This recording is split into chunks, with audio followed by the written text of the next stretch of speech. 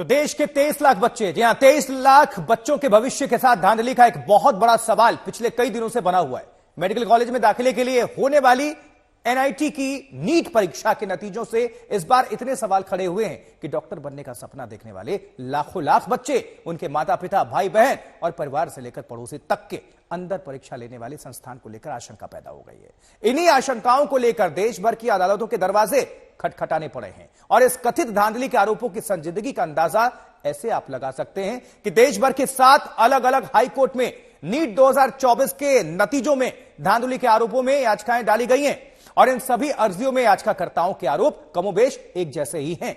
लिहाजा national testing agency या supreme court में ट्रांसफर याचिका डालकर यह मांग की है कि सभी मामलों को सुप्रीम कोर्ट में ही ट्रांसफर किया जाए। अब एनटीए ने कहा है कि अलग अलग अदालतों में होने वाली सुनवाई में जो तथ्य, टिप्पणियां या आदेश आएंगे उससे प्रतिभागियों में भ्रम बढ़ सकता है। लेकिन इसको लेकर हलचल क्या है, सुप्रीम कोर्ट से पूरी जानकारी आप सभी तक पहुंचाएंगे संजय शर्मा, हमारे सहयोगी, उनकी नजर लगातार बनी हुई है इस पूरे मामले पर। संजय, लाखों छात्रों के भविष्य का सवाल, सुप्रीम कोर्ट पर सबकी निगाहें, अदालत पर ही सबको भरोसा और विश्वास, क्योंकि सबके अपने अपने तर्क आ रहे हैं, तो किस तरह की अभी वहां से जानकारी आप निकालकर रखेंगे दर्शकों के लिए? जानकारी यह है कि अभी तो सुप्रीम कोर्ट ने जितने हाई कोर्ट्स में याचिका लगी थी उन सारी याचिकाओं को ट्रांसफर के लिए नोटिस जारी किया है और 8 जुलाई को सुनवाई लगाई है। एक याचिकाकर्ता जो खुद एस्पिरेंट हैं, जिन्होंने एग्जाम दिया है, आर्यन त्यागी, उसने यहाँ याचिका लगाई है और उनके वकील साहब अमरनाथ सैनी जी हमारे साथ हैं। अमरनाथ जी, आज आपकी याचिका, आपके सहित 5 याचिकाएं थी, तो उन याचिकाओं पर सुप्रीम कोर्ट ने 8 तारीख लगा दी है, इसका आगे क्या असर रहेगा? देखिए, हमारी आज स्पेसिफिकली प्रेयर ये थी, इवन मैंने कोर्ट में आज आर्ग्यू किया कि जो भी पब्लिक डोमेन में ग्रेस मार्क्स दिए हैं वो नहीं है, और मैंने रिक्वेस्ट किया कोर्ट को कि डायरेक्शंस दी जाए एनटी को जब भी रिजल्ट के, या एटलीस्ट ये पता होना चाहिए, इवन अगर एनटी कह रही है कि 1563 कैंडिडेट्स को ग्रेस मार्क्स दिए गए, लेकिन आज तक कोई भी ऐसा रिकॉर्ड पब्लिक डोमेन में नहीं है कि किस स्टूडेंट को कितने मार्क्स दिए गए। तो इस सारी इरेगुलरिटीज के साथ साथ हमने कोर्ट को यह भी बताया कि एफआईआर हुई है पटना में और एविडेंसेस हैं, जिन एविडेंसेस के अंदर एग्जाम होने से पहले पेपर लीक हुआ है, एफआईआर से इन्वेस्टिगेशन चल रही है, सारा एग्जामिनेशन प्रोसेस ऐसा लगता है वीसीएस है। ये हम सिर्फ डाउट पे नहीं कह रहे, हमारे पास एविडेंसेस हैं जो पब्लिक डोमेन में उपलब्ध हैं, उनसे ये पता लगता है कि पेपर लीक हुआ, इरेगुलरिटी हुई, और जो झज्जर वाला एग्जाम्पल है जहां पर 62 से 79 तक कैंडिडेट्स एक साथ बैठे थे और उन्होंने टॉप किया, ये अपने आप में बताता है कि पूरा एग्जामिनेशन वीसीएस है, इसमें इन्वेस्टिगेशन होनी चाहिए और एसआईटी का गठन होना चाहिए। ये रिक्वेस्ट हमने अपनी पिटीशन में की है, सबको इंसाफ मिलना चाहिए। इवन जो मेरे जो पिटीशनर है, क्लाइंट्स हैं आर्यन त्यागी, उनके 643 मार्क्स हैं, लेकिन उनकी जो रैंक है आज वही 38,000 के लगभग है। ये बच्चा है आर्यन त्यागी, इसने 2 साल तक लगातार मेहनत की है और पूरे फोकस के साथ इसने मेहनत की है। 643 मार्क्स आने के बाद भी इसकी जो रैंकिंग है आज 38,000 के आसपास है, जो कि रैंक अपने आप में बताता है कि जो इरेगुलरिटीज हुई हैं, इलीगैलिटीज हुई हैं और पेपर लीक वाली जो मटेरियल हमने कोर्ट के सामने दिया है, उसके ऊपर हम कोर्ट से रिक्वेस्ट करेंगे, जो क्योंकि सारी पिटीशंस को 8 जुलाई के लिए इन्होंने टैग कर दिया है और 8 जुलाई को इसके ऊपर फर्दर बहस होनी है। जो भी रिप्लाई होगा हम फाइल करेंगे और आर्ग्यू करेंगे इसको। आर्यन, सरकार कह रही है कि इसमें कहीं कोई भ्रष्टाचार नहीं हुआ है, तो आपको एज एस्पिरेंट क्या लगता है कि सब कुछ फेयर है? नहीं सर, फेयर नहीं है। ठीक है सर, तो क्या आपको लगता है क्या हुआ? क्या गुजरात का एक स्कूल है जय जलाराम स्कूल, जिस सेंटर पर वहां के सुपरिंटेंडेंट को, डिप्टी सुपरिंटेंडेंट को गिरफ्तार किया गया क्योंकि वहां पर उन लोगों ने बहुत सारी इरेगुलरिटीज की थी।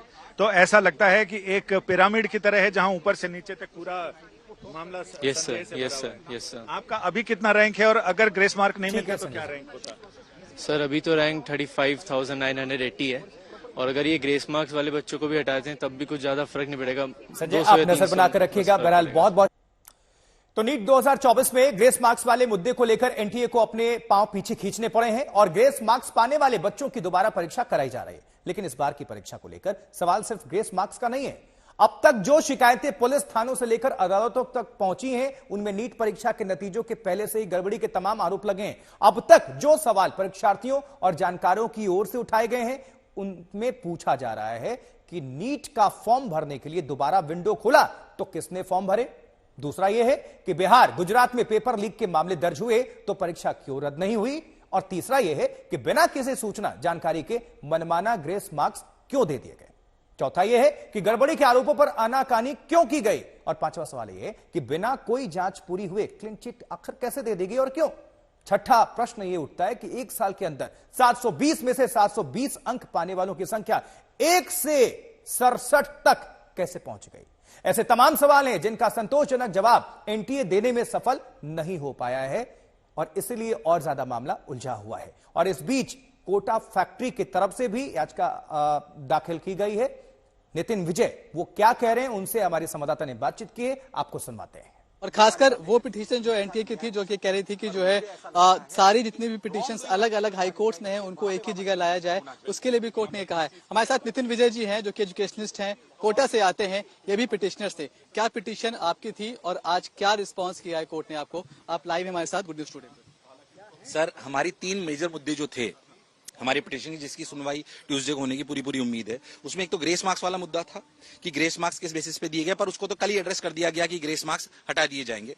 पर उसमें जो दूसरा मुद्दा हमारा है कि जिनको 1563 बच्चों को दोबारा चांस दिया गया कि वो दोबारा एग्जाम देंगे, पर मैं कह रहा हूं ऐसी, इसका मतलब एनटीए ने ये तो मान लिया, कि गड़बड़ कहीं ना कहीं हुई है। तो गड़बड़ कहीं ना कहीं अगर हुई है तो सिर्फ उन्हीं सेंटर्स पे नहीं हुई जहां से कंप्लेन आई थी हाई कोर्ट को लेके। कंप्लेन बहुत सारे सेंटर्स पे लोकल अथॉरिटीज को दी गई। क्या उन बच्चों को जहां पे कंप्लेन आई थी, जहां पे और गड़बड़ी हुई थी, उनको क्या दोबारा पेपर देने का चांस नहीं मिलना चाहिए? बिल्कुल 110% उन्हें चांस मिलना चाहिए। दूसरा मेजर मुद्दा जिसकी वजह से रैंक्स इतनी इन्फ्लेट हुई हैं, वो रियल मुद्दा है लीकेज। मैं आपको बताता हूं कि ये वाली जो चार्ट है, इसमें आपको समझाता हूं कि 600 नंबर के ऊपर पिछली बार 29,348 रैंक थी। इस बार ये रैंक 81,179 हो गई है। अगर इसको परसेंटेज की टर्म्स में देखें तो 176% ग्रोथ हो गई है, इन्फ्लेशन इन रैंक, जबकि पेपर लगभग वैसा ही था। बच्चे जो एस्पिरेंट्स बड़े वो 16% ही थे। अच्छा, एनटीए कहता है कि कॉम्पिटिटिव एग्जामिनेशन की नेचर ही ऐसी है और इस बार संख्या बल बढ़ा है और थोड़ा सा एवरेज बढ़ा है। एवरेज जो बढ़ा है एनटीए के खुद के जवाब में, वो सिर्फ 6.1% बढ़ा है, सिर्फ 6.1% एवरेज जो बढ़ा है। कैसे टॉप रैंक्स में इतना इंक्रीज हो सकता है? अगर ये इंक्रीज ऊपर हो रहा है तो 200 नंबर पे इंक्रीज सिर्फ 36% ही क्यों है? ये एवरेज में इतना कम क्यों है? ऐसा कैसे हो सकता है? क्या इसी साल पैदा होने वाले बच्चे एकदम से इतने इंटेलिजेंट हो गए? ये बात हजम नहीं हो रही है। अच्छा, शायद हम इसे हजम कर लेते अगर ये 100% स्टैब्लिश हो चुका होता कि एग्जाम हर जगह बिल्कुल फेयरली हुआ है। जब हमारे पास पटना की एफआईआर है, हमारे पास गोधरा गुजरात की एफआईआर हैं, हमें जगह जगह से कंप्लेंट्स आ रही हैं, बच्चों की दिखाई दे रही है, तो क्यों इसे नकारा जा रहा है? मैं फिर से तो जरूरत है इन कमियों को दुरुस्त करने की, क्योंकि लाखों बच्चों के भविष्य का यह सवाल है।